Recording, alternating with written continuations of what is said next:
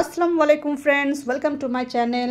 আজকের আমার রেসিপিটি এই তো দেখতে পাচ্ছেন, একটি গ্রামীণ রেসিপি, ভীষণই মজার। আর এটা খুবই গুণাগুণ আছে, যেমন হাই ব্লাড প্রেশারের জন্য খুব ভালো, সুগারের জন্য তো অবশ্যই খুবই ভালো। এটা ব্লাড পিউরিফাই করে, তাই বলা হয়। হাই ফাইবার থাকে। চিনতে পারছেন কি এটা? এবার হয়তো আপনি চিনতে পারবেন। হ্যাঁ, এইটা হচ্ছে ডুমুর, আমাদের গ্রামীণ একটি সবজি, যেটা বাজার শহরে খুব রেয়ার কেসে পাওয়া যায়। তো হঠাৎ করে যখন পেলাম, তো 2 প্যাকেট নিয়ে নিলাম এই ডুমুরগুলো।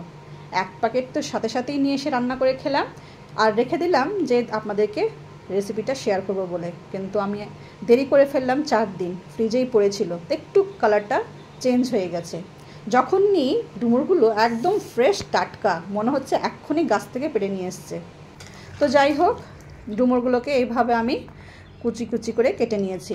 যেগুলো ছোট সেগুলোকে 2-1খানা করেছি, আর যেগুলো একটু বড় সেগুলোকে 4 ভাগ বা 6 ভাগ এরকমভাবে কেটেছি। খুব সুন্দরভাবে কেটে 10-15 মিনিট আমি ভিজিয়ে রেখেছিলাম জলের ভিতরে। এটা করলে কি হয়, এর যে কষটা থাকে সেই কষটা বেরিয়ে যায়, ডুমুরের কষটা। এই তো জলটা দেখতেই পাচ্ছেন কেমন কালো হয়ে গেছে। তো এবার আমি করব কি, এই ডুমুরগুলোকে ভালো করে কচলি ধুয়ে ফেলবো, আর জল চেঞ্জ করে ফেলবো 3 থেকে 4 বার। তো খুব ভালোভাবে ডুমুরগুলোকে ধুয়ে নিয়েছি। আর আমার ডুমুরগুলো কিন্তু একদম কচি, ভিতরে একটুকু ফুল হয়নি বা কিছু, দেখতেই পাচ্ছেন একদম কচি। আর এই তো আমার আঙুলটা একটু কষ হয়ে গেছে, মাথাটা।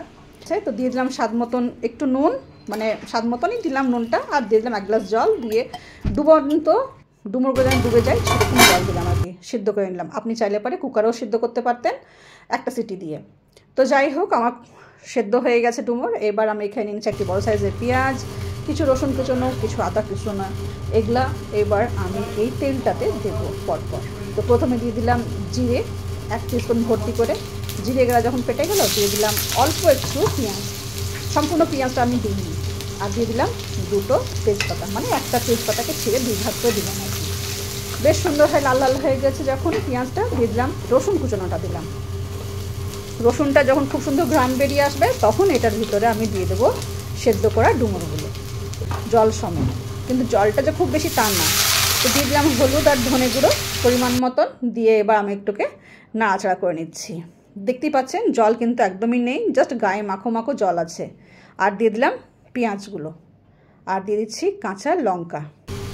তো এবার দেখছি যে আমার গুঁড়ো মশলা দিলাম, কিন্তু জল একেবারেই নেই, একটু আমি ভালো করে কষানো যাবে না, তো সেই জন্য আমি দিলাম 2 টেবিল চামচ মতন জল, এই গুঁড়ো মশলা দেওয়ার সাথে একটু কষানোর জন্য আর কি, মানে পুড়ে না যায় আর কি।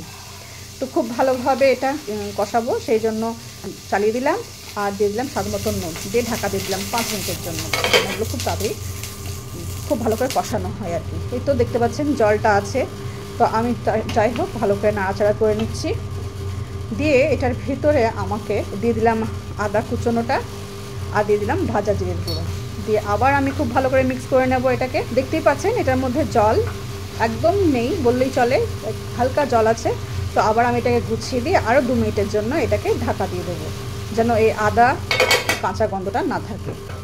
তো এইভাবে 2-3 মিনিট পর আমি এটাকে উদম করে নিয়ে আবারও নাড়াচাড়া করে নিচ্ছি।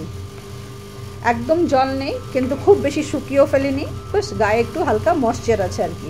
তো এইভাবেই আমাকে এই ডুমুরের রেসিপিটা বানাতে হবে। আপনাদের যদি আদার ফ্লেভারটা কাঁচা ভালো না লাগে, তো আপনি আদাটা রসুনের সঙ্গেও দিতে পারেন। তো যাই হোক, আমার খুব ভালো লাগে। আর আমার ডুমুরের রেসিপি রেডি হয়ে গেছে।